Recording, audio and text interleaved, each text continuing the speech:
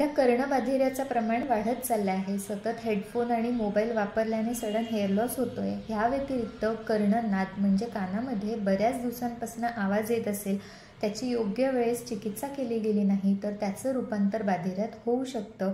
त्या व्यतिरिक्त कानाचं सतत इन्फेक्शन होत असेल, मग तो सर्दीमुळे असेल किंवा कानात साचलेला मळ असेल तर ह्यामुळेही बाधिर्य होऊ शकतं। आठवड्यातनं किमान एकदा तरी कानाला स्नेहन स्वेदन करायचं आहे। तिळाचं तेल कोमट करून घेऊन कानाला बाहेरच्या बाजूला, मागच्या बाजूला हलक्या हाताने मसाज करायचा आहे आणि ओव्याची किंवा एरंडीच्या पानांची पोटली करून अगदी 1 मिनिटासाठी तिथे शेक द्यायचा किंवा आपल्या स्टीमरने भाप घेतला तरीही चालतो। सामान्यम कर्णरोगीषु घृतपानम रसायनम सांगितले। कुठल्याही कर्णरोगामध्ये घृतपान म्हणजे तूप खायला सांगितलेलं आहे, तर इथे जेवणानंतर तूप खायचं आहे। आणि वैद्यांच्या सल्ल्याने तुम्ही कर्णपुरण घेऊ शकता। त्याच्यावर एक डिटेल आपण व्हिडिओ बनवलेला आहे, तो नक्की बघा।